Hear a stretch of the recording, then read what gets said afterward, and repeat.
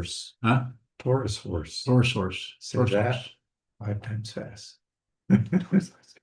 Right, Brian. That's not funny. No, No. I can't help it. You can't help but laugh. He's Okay, related to you. He's listened to you too long. been listening to a crazy person for a while. So are we good? We have kind of a screen up there. It's covering things up. I'm not sure what it is. Shows people that are there, right? Yeah, I didn't. Okay. There. Okay. If you're, I only see one person on screen, but if you can hear me, just raise your hand. Okay. That's a thumb. This is the hand. That's the thumb. Okay, good. You're here. So I'm assuming everyone else can hear too. So this evening, Wednesday evening, which is, was it 29th of April, is, the title of this talk is Mortality. I don't think I've ever talked about that. I've talked about sickness, aging, and death, and the 3 marks of existence, which involves that aspect of being a living being. But mortality is more of a Western word, I guess. I'm not sure. Probably the root of it probably goes back to Latin. But anyway, death. We come to an end. It looks like we come to an end. Most of the world believe that we believe that this ends, that we come to an end, and we better live our life and enjoy ourselves because it won't be long. Even though it's 40, 50, 60, 70, 80 years, eventually this is going to terminate. Excuse me. And of course it does. It does. Everything changes. Just like you go to sleep at night, the daytime, the interaction during the day, that ends, and then the dream state takes over, or lack of dream, or just deep sleep, nothing much, excuse me, at all. So there's always fluctuation and change going on constantly, falling asleep, waking up, falling asleep, waking up. And this whole situation, this whole rotation, this circularity goes into what's commonly called rebirth. And I'm not here to prove that to you. I don't have any proof. And from the perspective that I'm seeing it, having worked on this for quite a long time, I don't need proof. I'm looking at that. And what I'm speaking about is not out of what I've been taught, although that would eliminate that. I wouldn't even be here if I didn't have teachers, and if I were not still a student every day, always receiving. The learning that I'm picking up now, you could say, is I'm not accumulating information. I'm just seeing more and more that this is unreal. This is an illusion. And I'm smiling because the whole world is so disturbed by this. We so much believe that this is wrong. That needs to be fixed. You see people who are completely confused and are torturing other people or murdering people or going to war. People are very serious about trying to fix this, change this, cover this up, control this, be the boss, run things, control other people. Been going on, it's, as I refer to, it's the big landslide. It's been going on for centuries and centuries and centuries. And I also say, as I've said a few times, you don't have to do this. You can just, instead of being concerned so much with this out here, not that you ignore it, but go within, find out, is there such a thing as death? Find out, it looks like it, because if you believe the illusion, this shows up, it goes away, shows up, goes away. If you believe in that, then you're going to freak out if you also believe that you are a human form. You're not a human form. This is temporary, very temporary. I mean, it's so temporary that it's like, I can't snap my fingers. I would, or can I? A little bit. You hear that? Arthritis slows you down a little bit. Nothing lasts is one way of saying it. Another thing that just saying is nothing even shows up. What shows up is unreal. If you grasp it, you give it a reality, but it pulls away. If it shows up and you want it to go away, you push on it, it pushes back. The illusion, the simulation will fight with you. If you treat it like it's real, it's going to act real. It's just like if you're arguing with your spouse, your partner, your mom, your dad, your boss, your coworkers, they'll fight back. It's rare to find somebody that if you blame them, attack them, or push on them, that they don't push back or explain themselves or justify themselves, and so on and so forth. They play within the illusion. The big illusion is life and death. There is no death. In all of the major religions of the world, from Muhammad to the Buddha to the Christ to Lao Tzu, you could go down to the famous people. Then there's people in the indigenous areas that are not necessarily famous, shamans that know this is an illusion. And this is just a way. Buddhism doesn't have a corner on the truth necessarily, just a way, hold still, observe, use the concepts as much as you need to, because people are busy writing down how they look at it, how Nagarjuna looked at it, how Vasubandhu looked at it, how Dogen, and they all have different angles on what this is. And mine is very simple. It's so simple that I'm not famous. I'm not very profound and magnetizing. I'm just saying, sit down, look at it, see what it is. That's meditation. Shikantaza. Sit down, hold still, sit symmetrical, observe, receive what you observe, and eventually see what this is, that it is unreal. This is an illusion. They say death comes without warning, and this is try to encourage you to check this out. Get clear on this before you pass away, so that when you do pass away, you don't have necessarily some kind of obstruction coming up in terms of your belief, your hopes, and your fears, and it becomes very difficult for you. Not so much after you've died. After you've died, then you kind of have an understanding that nothing has happened.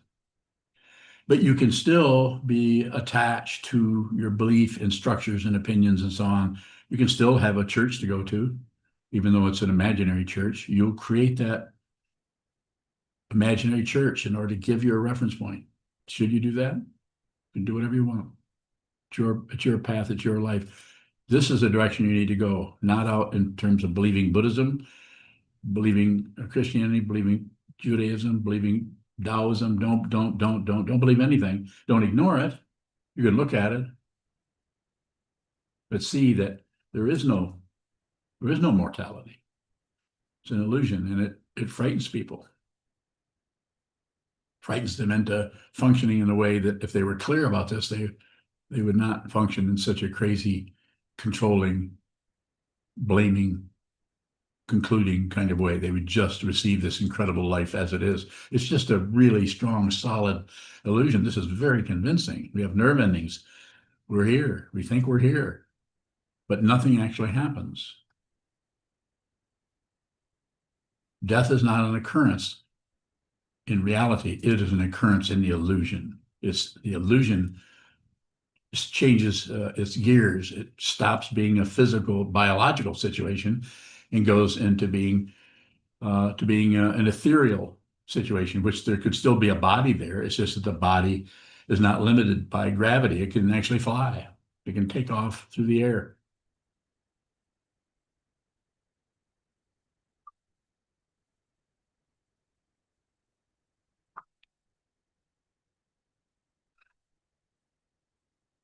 You have questions at this point?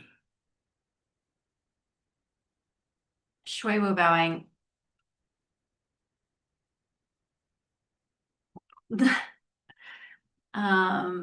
So is there a sense of returning to consciousness, or nothing happens to consciousness? At death, Mhm. any number of things can happen depending on how you've lived. If you've lived out of hope and fear and running away from things and being just skittish about everything and not being able to just go towards things and look at things and be open, be friendly, be supportive, and live in an open dimension where you're basically, the simple way of putting it, putting others before yourself, just basic friendliness to others, kindness to, even though people are having difficulty, might be giving you a hard time, still you try to help them and try to be supportive. That situation has a kind of momentum to it, so that can continue.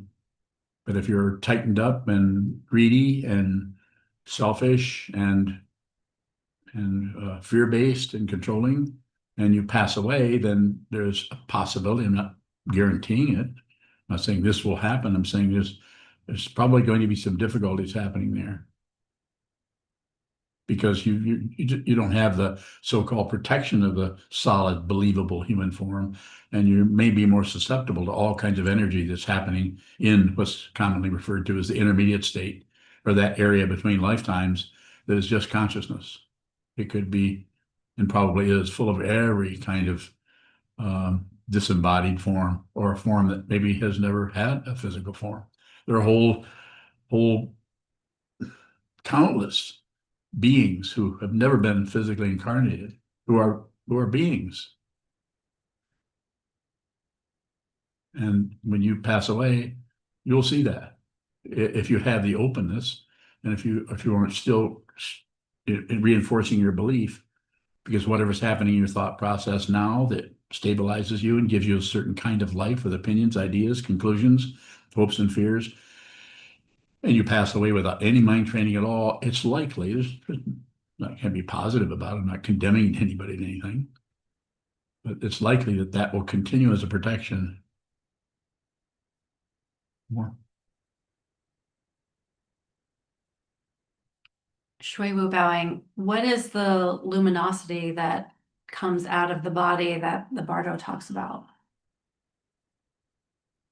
So the Tibetan Book of the Dead is one of the versions. There's lots of ways of looking at the intermediate state, or that area when the body-mind drops, and how that shows up. And that's just one way that it's been worked with, based on what teachers or students of the Buddha's Dharma in ancient times actually came up with an understanding of it. They had a perception that this is not the end of the whole thing. And so they had have a way of talking about it, that this is not the end, but you may experience difficulties in that area. There's these ways of talking about it are like seeing goddesses and demons, or seeing kindly, lovable, helpful entities, and or seeing very difficult, challenging, or somewhat scary situations. And so I'm not sure if I'm going in the direction that you are asking about. Is there more? Shui Wu bowing, I was curious more about what the luminosity that book talks You about. did mention that. The luminosity is the nature of consciousness when it doesn't have a form. It's like the sun. It's just luminous, but you can't hang on to a sunbeam. You can't hang on to a rainbow. Light has a nature of being there, but it's more like it has a sense of being an illusion, because it's there, but you can't do anything with it. You can't manipulate it, or a little bit, but not much. It's just light. And so the nature of consciousness is like light, but it's not the kind that shines from a ball of fire in the middle of nowhere. It's a kind of light that is the nature of consciousness. It's like light.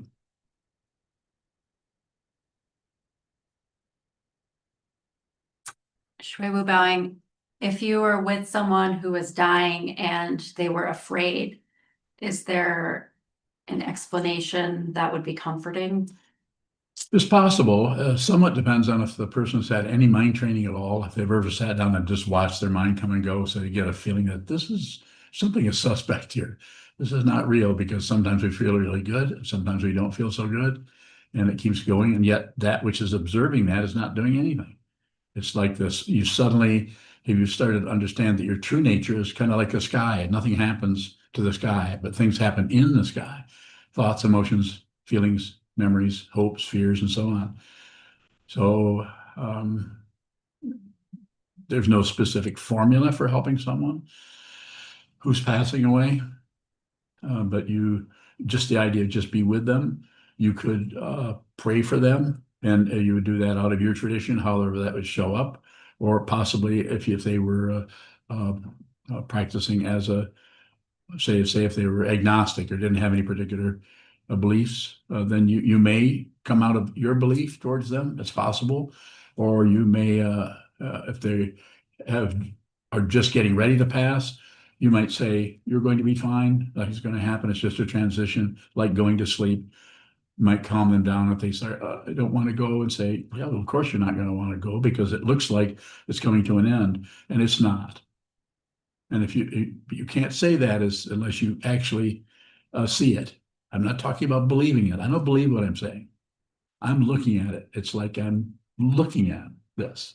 This is what I'm talking about. It's that solid in consciousness, but it's not a thing, and it's not particularly believable as something. So you would have to speak out of what you're seeing rather than out of what you believe in, because of what you believe in, then you're trying to get the person to believe that, and which is what this is what belief looks like. To this old monk, this looks like this is belief. You're no longer looking at what this is through consciousness. You're covering it up with some kind of a conclusion or idea about you have to worship the Buddha, or you have to pray to God, or you have to whatever it may be. You have to. You don't have to do anything. Just receive it. Sometimes you'll even hear teachers who are very, very powerful teachers, well known, and actually have a deep understanding of what this is, still try to get you to not be afraid. And I don't teach don't be afraid. I say receive the fear. Anything that shows up, I don't care how negative, open wide, you can do it. Who you are cannot be harmed. And if you have a person who's passing who is that receptive, you might be able to say that to them. Say, no matter what, no matter how much fear you have, just be afraid. And you'll see that you can't be harmed. You can be scared and nervous about it, but fundamentally can't. And to speak to someone if you're completely confident about that, then it's not going to sound like propaganda, because you don't care if they agree with you or not. Like these young people I talked to today, I don't care what they do. It doesn't matter what they do with their life. But if they come here, like I said to them, you come to this direction and give me permission to help you. You really want that help, then I'm gonna help you in a pretty direct way, probably. More. Time to my bowing. No, wait. Quick draw. Go ahead, quick draw, McGraw. Um,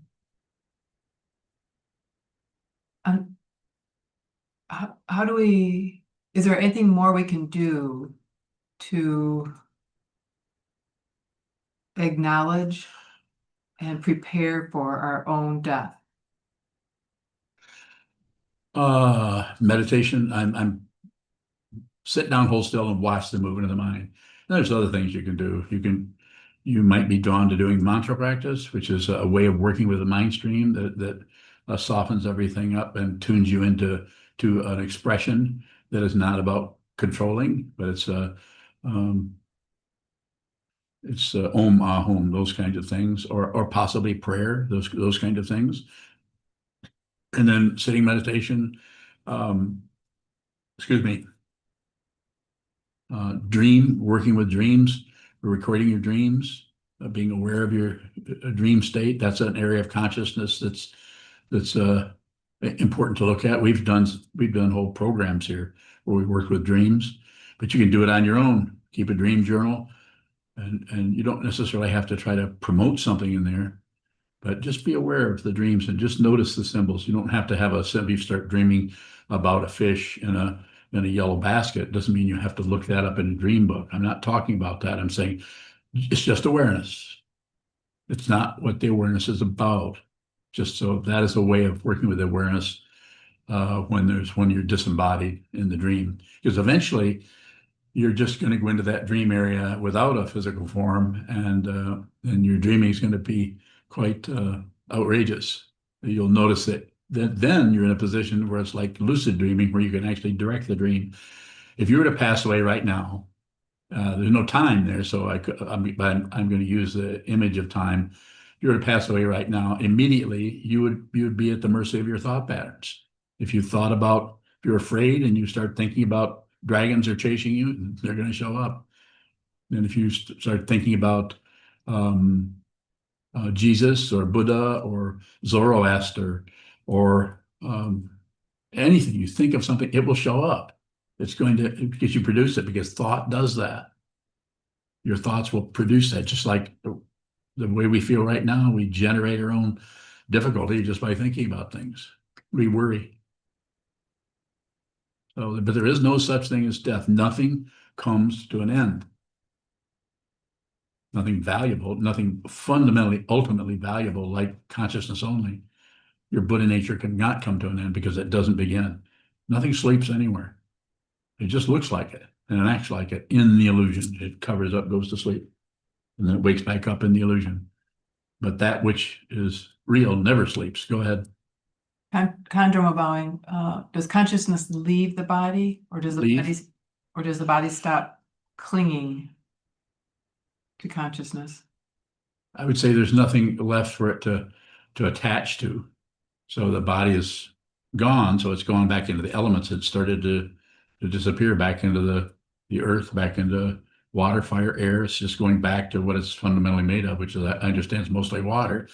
So there's no the consciousness that was there operating and functioning like a living form is gone. So then the consciousness creates another body, sometimes called the etheric body, or the other one is astral body, or some kind of imaginary form, just like in a dream. You have an imaginary body that walks around and goes to uh, gets on a train and travels somewhere, and you're in a dream and you're talking to dream people, images that you're actually creating yourself. So it seems very convincing, very real. And if you get in danger, if something frightens you in the dream, you can have, what do they say, a nightmare, and you could wake up and be afraid and maybe be in a cold sweat because you were so terrified of being harmed or being something like that. More? Condroma bowing, so then if we do not have a body, you're saying then that the only thing that continues are thoughts? And thoughts, we create a body with our thoughts. Just like if what we've been talking about lately is out of body experiences or lucid dreaming and so on, out of body experiences. If you have a feeling where you're floating or you're going, and then you suddenly realize you're out of your body, you're in a dream state, which everybody's maybe had that a little bit.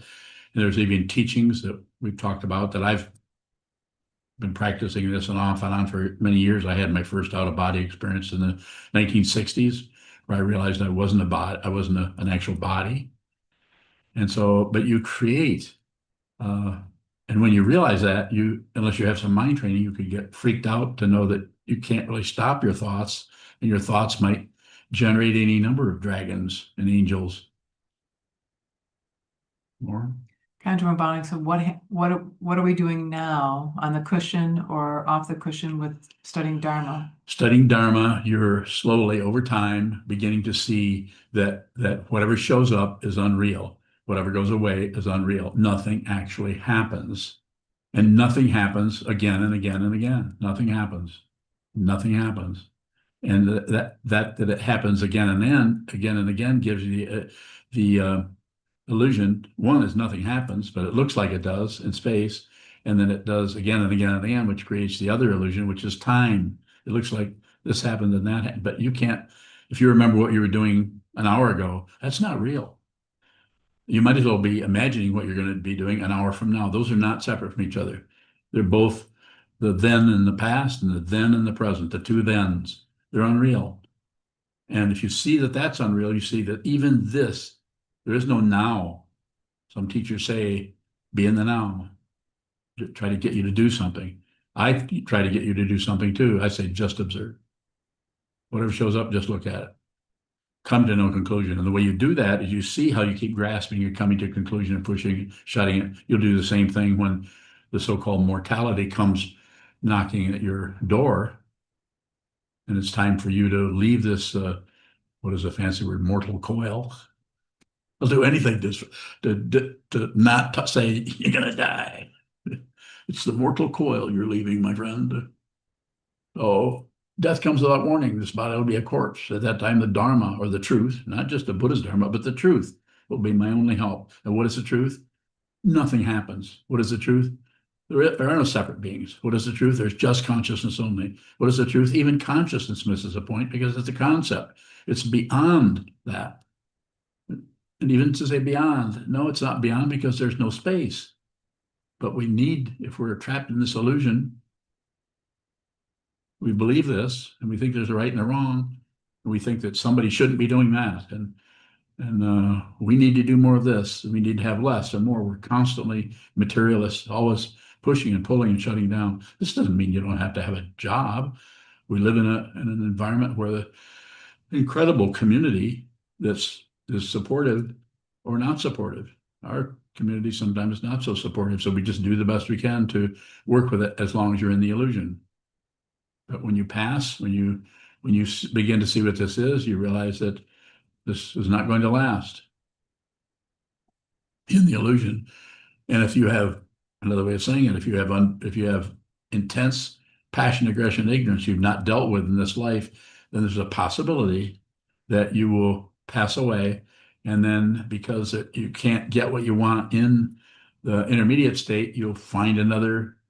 You might not even be aware that you're doing it. You'll just stumble into a living form where there's a embryo, and rebirth happens quite a bit.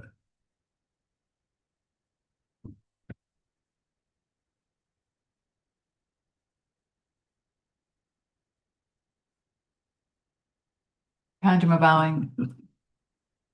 Is there something we can be doing? Kitty, kitty, if we- kitty, kitty, kitty, kitty, kitty, kitty, kitty, kitty.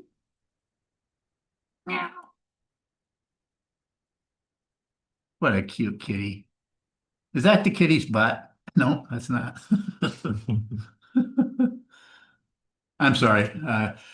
Not my fault. I got distracted by a kitty cat. Go ahead. Conjure bowing, if we realize we're passing, we realize our body is dying. Yes. Is there something we can be doing at that moment?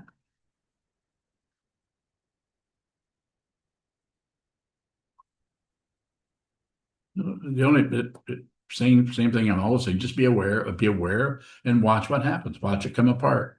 Watch the whole thing. Watch the sense of your body form coming apart. You no longer can feel your arms. You no longer can, everything's starting to break down. It has been said, and since I don't have any memory of death in this form, it's been said that the last thing to go is the sense of sound that we continue to hear.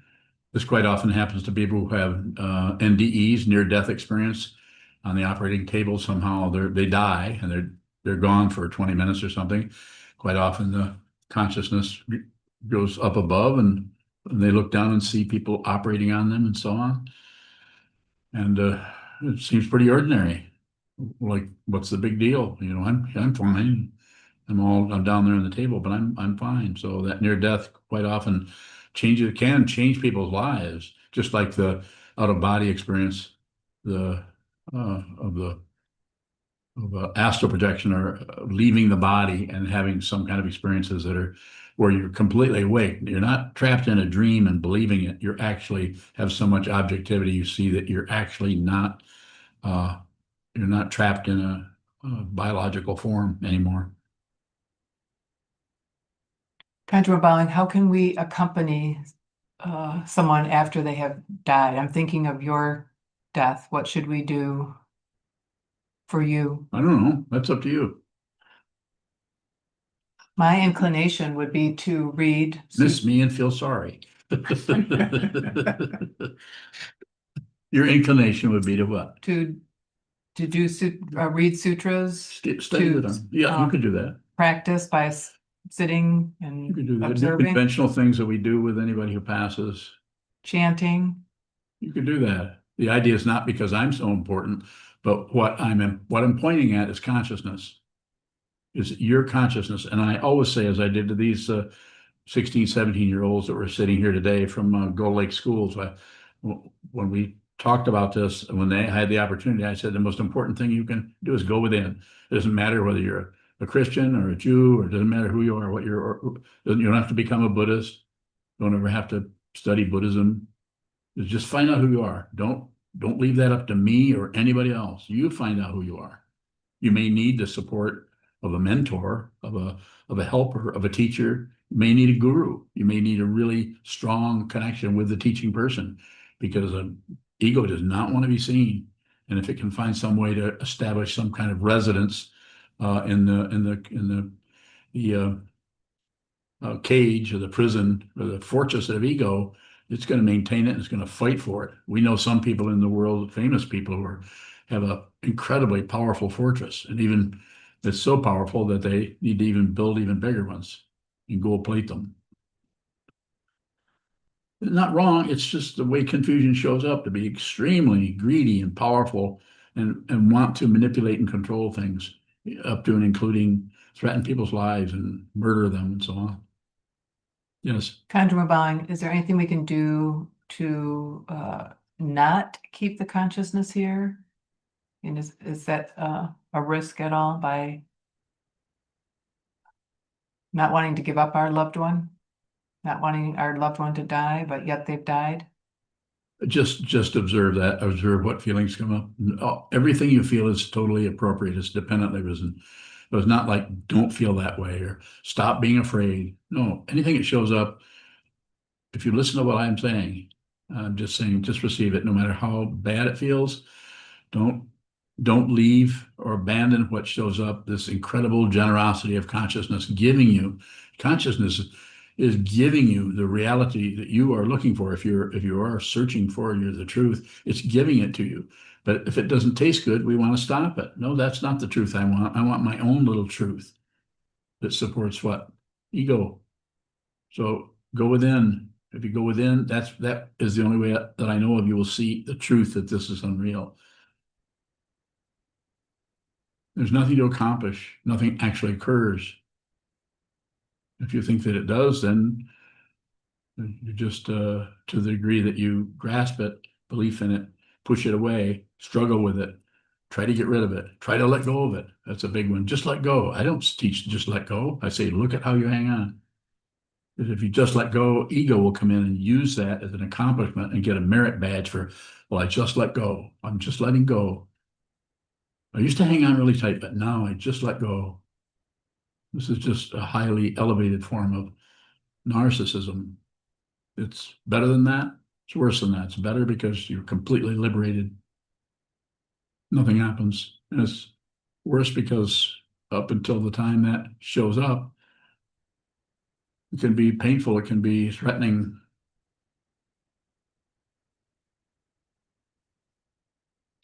Milk bowing, conventionally, we think of death as final.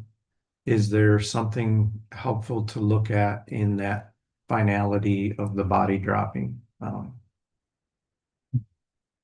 Well, there's a finality. You've just spent a number of years thinking this was true and getting older and getting an education and supporting your family and whatever you've been doing. So there's a reality to it that is fundamentally unreal. So that actually comes to an end, but who you thought you were, the fundamental importance of consciousness, even showing up as an ego, is just not true. It's almost like the ego kept going. And for some people who are really locked down on belief, the ego does keep going after the body is gone. There is a possibility you could see through that, but there's also a possibility you could continue to barricade your in with yourself and the beliefs and just have a little church that you build in your head that you lived in, or a temple, or you might just sit on a cushion. There's an old image that comes back from, and I don't remember where it's from, where monks, I think they're monks in the East or European tradition, where there's a particular church that was there, and who was sensitive to seeing spirits, which some people are very sensitive to that, saw monastics in a row who were still convinced they were there in that situation. Not wrong, it's just that they're tied up. That gave them their support. They were just walking through this monastery in a row. And it was an image that someone saw who was sensitive to disembodied spirits.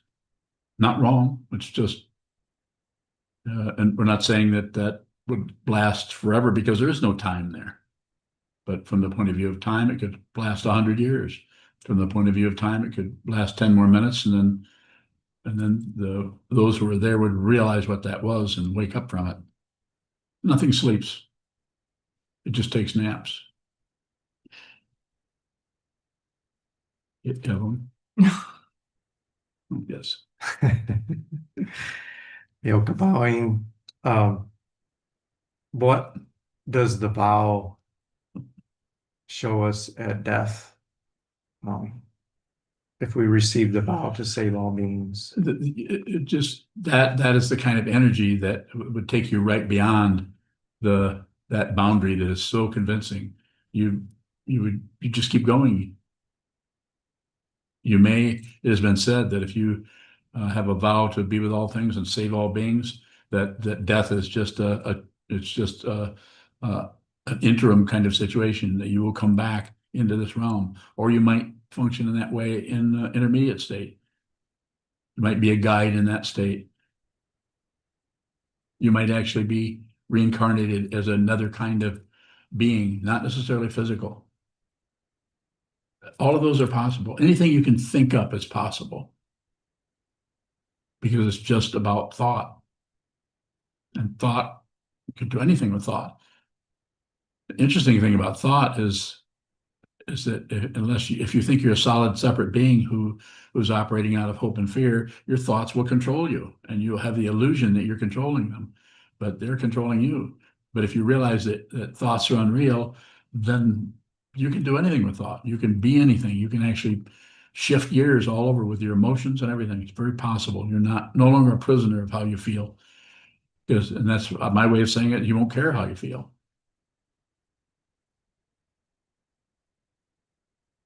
Milk bowing. Yes, sir. If we receive the vow and practice the vow, can there be a finality at death? Nothing ends. Nothing comes to a conclusion. I mean, there are conclusions in the illusion, but ultimately nothing concludes because nothing starts. So anytime there's anything occurring, this is an illusion. Even in the intermediate state, even 20 years after you've passed on and your spirit has not reincarnated or been reborn, to use the conventional understanding of reincarnation, there's still changes going on there that are unreal. It's just that this is a stronger reference point, this physical form, feeling that you're actually, it's a very dense area where you can't walk through walls. Have you had an out-of-body experience? Have you walked through walls in it? Have you flown? It's impossible to do all of that, but it's very convincing while you're doing it. But if you're in this realm here, you can't do that. You can't walk through a wall. At least I'm not seeing you do one yet.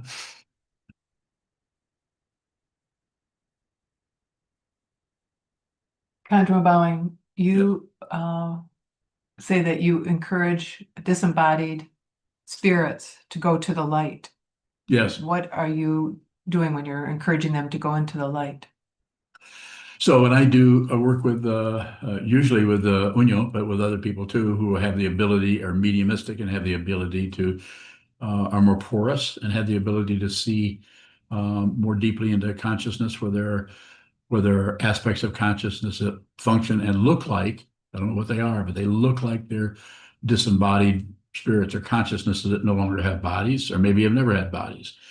So when I encourage them, usually it's because there's some kind of distress going on. Either they're giving somebody a hard time by entering them and trying to take over their consciousness, or they're having a hard time themselves, that spirit or that apparent, I say apparent because we're not sure, apparent, then I might talk to them and say, how are they doing?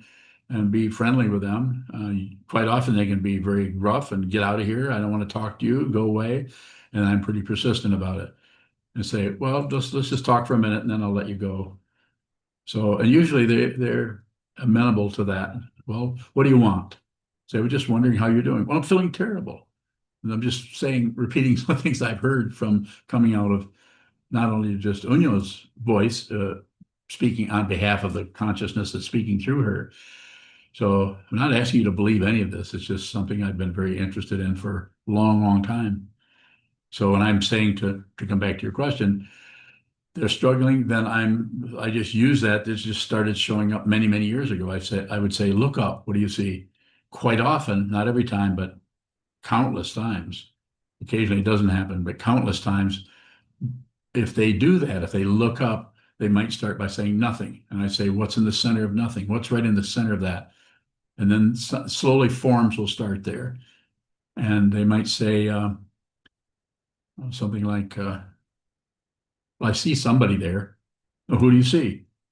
I say, somebody's waving at me. This happens quite a bit, not every time, but more than half the time. Well, I think I know them. I said, more than one? There's several people there. They want me to join them. I said, how do you feel about that? I think I want to go and join them. And then I would say, if they want to, then I say, look around you. And I tell them what they'll see. Or I might ask them, what do you see if you look around you? And they often will say, I see beings that look like they're made of light. I said, these beings are here to help you go into the light. Is this happening? I have no idea. I don't have any proof of this. I don't care to prove it. My idea here is the intention to help someone, even if it seems to be showing up as a projection of my mind, your mind, Unyo's mind, anybody's mind. Be of service to everyone. Help people. Help beings. Save all beings, even if they show up as figments of your own imagination. Doesn't matter. We're not really separate from each other anyway. It just looks like it. More about that if you have it. Conjure bowing, you say going into the light. What is the light? What does that represent, or what is it? Well, it could represent a prison. Oh, we got up there and it's a light prison. Uh-oh. Did I blow it? Maybe I did. But my intention is clear.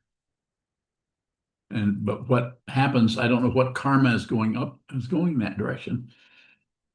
Causes and conditions are out of anyone's control particularly, but you have some say-so there. It's just not very much. The intention seems to work very well.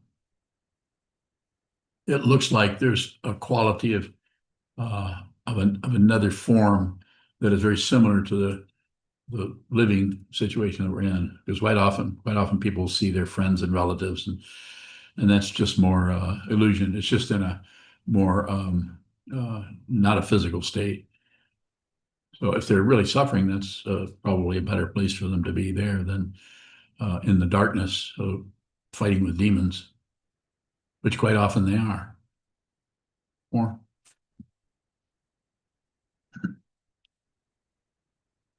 Shwegu bowing, what does meditating on death teach us?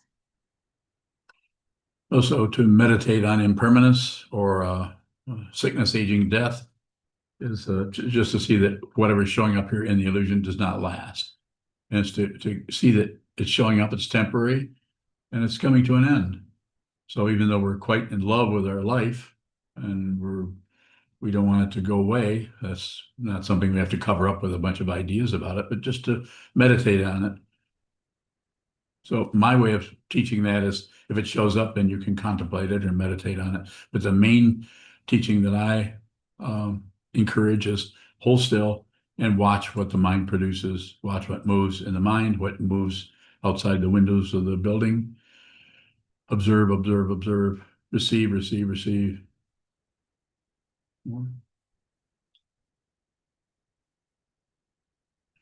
James, go ahead. James Bowen.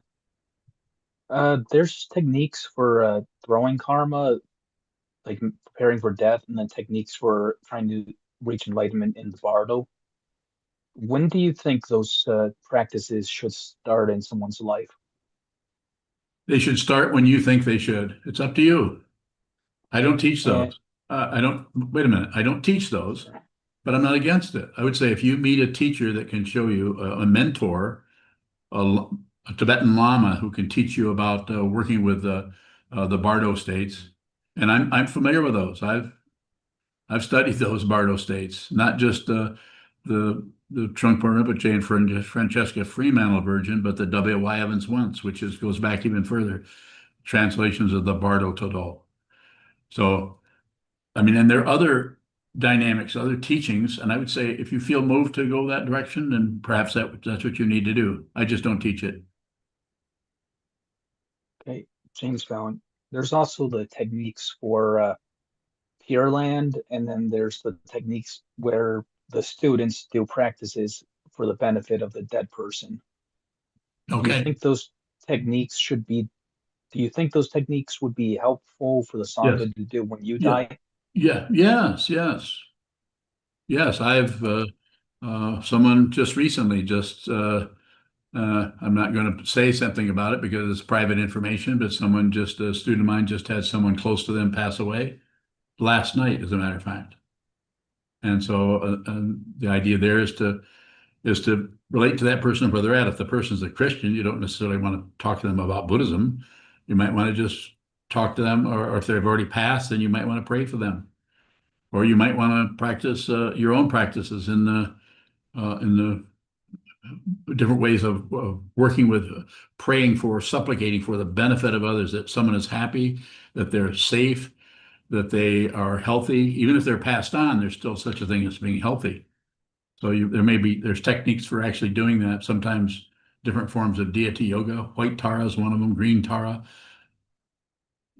Praying to one of the deities. It's just a way of talking to your own wisdom mind, which is not separate from the wisdom mind of everyone. So I would say yes, that would be good. And when I pass on, there's all kinds of practices. I'm going to leave that to my students. Whatever they do is totally appropriate. James Fallon. So, with techniques of reaching enlightenment in the Bardo, how do you handle situations where it's essentially a controlled suicide, where a person wants to die in certain conditions? I don't know. I don't even know how to comment on it. People are going to do all kinds of stuff, but I have no idea. People's karma takes them all different directions. So I'm here to teach. If you're listening to me, then you have enough openness or curiosity or head scratching, which I'm doing now, that you're going to give me 10 minutes or another 5 minutes to say something to you about this. And I'm saying, train your mind, go within.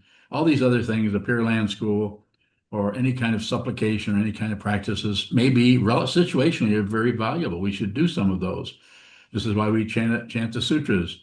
We do it every day. You have to do it. You can't do it 20 times. You have to do it hundreds of times before it really starts to sink in, where you transcend the concepts that are being pointed, to see the fundamental understanding there that is beyond concepts. You have to do a lot of it, just like sitting meditation. You have to do a lot of it. You can't just do a few years or do it for just a little bit. You have to do a lot. But how you do a lot, maybe doing it 3 minutes a day for the next year. It's up to you how to do that. There's no requirement. There's nothing to live up to. There are no standards. Your karma is not separate, not like anyone else's karma. So I'd like to go to someone else if there's any other questions. And thank you, James, for your questions. Kishin. Bowing. This is the awareness which is allowing us to see our thoughts when we are alive.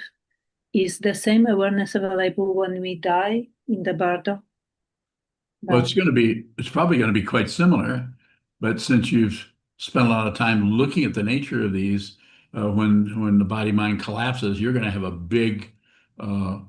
lot of insight into this is not real, especially if you're there and you look down and you see your body is no longer alive, and people are crying because you passed away, or possibly, in my case, laughing. So then you're liberated. It's like I sometimes say, you won't care what happens. You're not concerned about happening. Why? Because happenings are not real. Nothing happens over and over and over and over again. Nothing happens.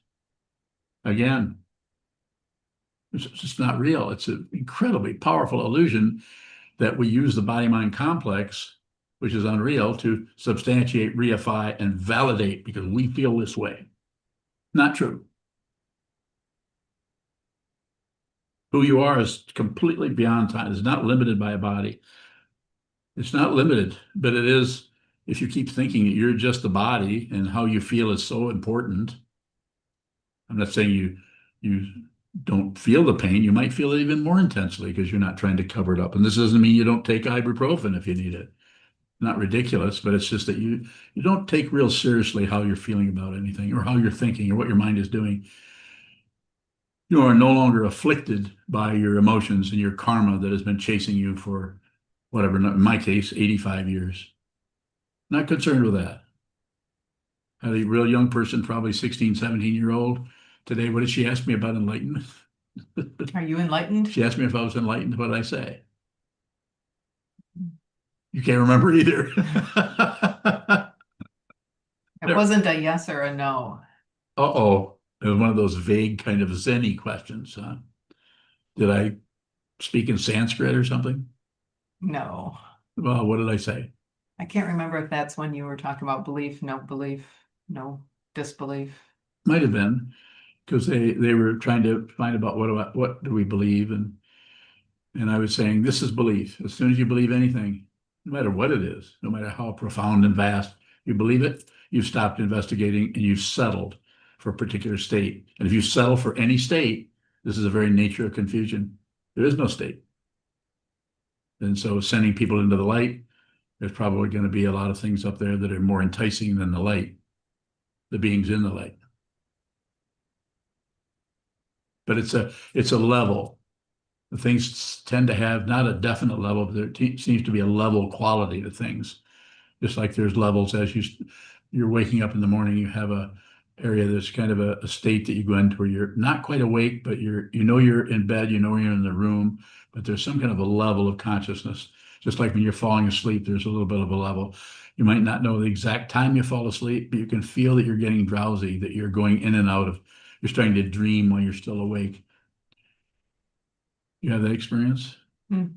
A little bit. A little bit. Jasheen was asking you a question. Jisheen, were you asking me a question? I ask you a question and you're responding, but I have another one. Uh-oh, go ahead. You mentioned the light which can be seen in Bardo. Yes. Can the same light be seen in our illusion? The light that we're being referred to here is not a physical light like the sun or like an automobile headlamp or something. It's or a candle. It's not that kind of a light. It's the light of consciousness. It's just if you see it, then there isn't anything but light. And it's not some kind of romantic, wonderful, I see the light kind of thing. It's not a conclusion.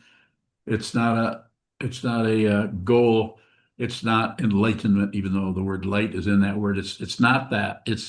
It's profound and vast, to use relative terms, and it doesn't have any positionality in terms of being light or dark. It's neither light nor dark. It's just consciousness.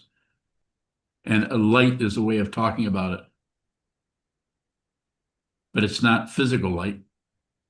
Physical light comes and goes. So when that profound light is seen, it never goes away?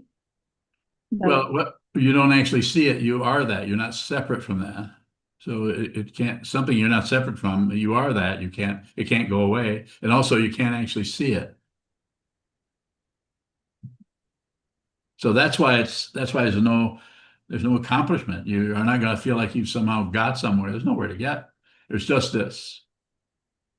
Again and again.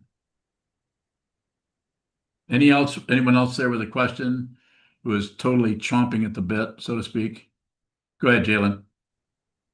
Jalen Bowing, earlier you said that when you pass away, thoughts could create a body. What is this body that I'm in right now? Is this created from thoughts? Yes. Yes, this is the thought, or 15 billion thoughts. Thoughts create everything but the glomeruli in the kidneys, which the glomeruli in the kidneys created themselves.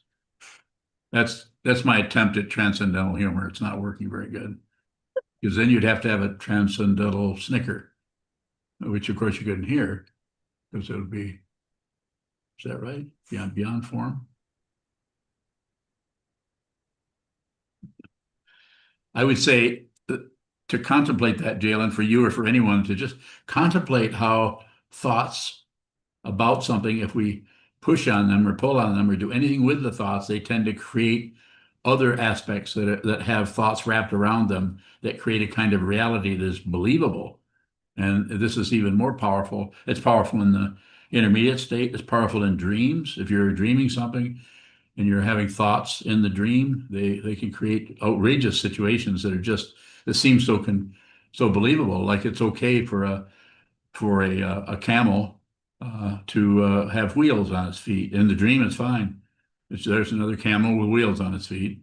But in actuality, if we saw that like if you see that in a dream and because it doesn't fit your living situation, that you can actually awaken, use that to, well, this, I must be dreaming because that's just not possible for a camel to have wheels on its feet. That's a way of awakening to a lucid dream, seeing, to being aware that you dream. That's one of the ways of working with dream.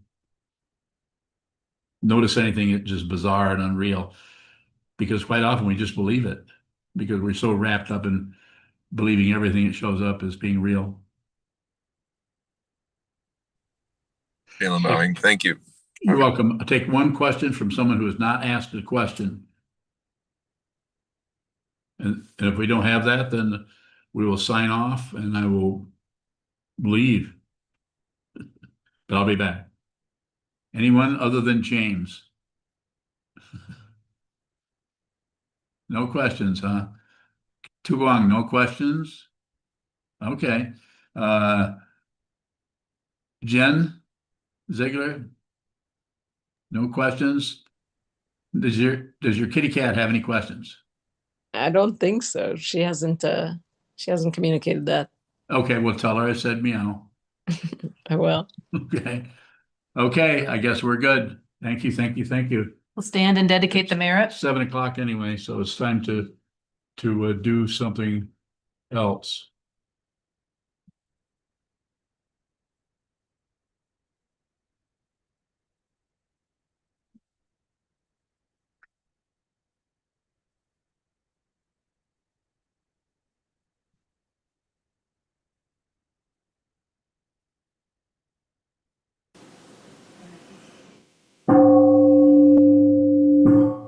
May the merit of this penetrate into all places, so that we and every sentient being together can realize the Buddha's way. Jiho san shi hu. Shi son bu sa moko sa. Moko ho ja ho ro mi. The 10 directions, the 3 times, all Buddhas, all venerable ones, Bodhisattvas, Mahasattvas, the great Prajna Paramita.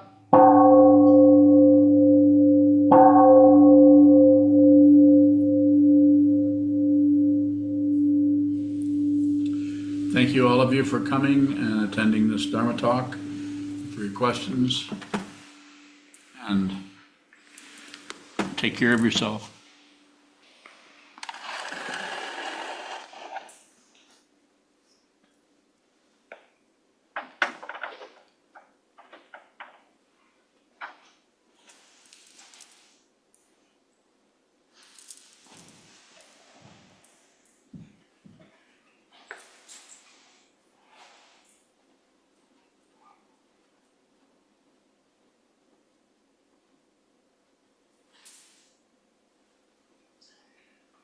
We'll return to our sitting at 7:20.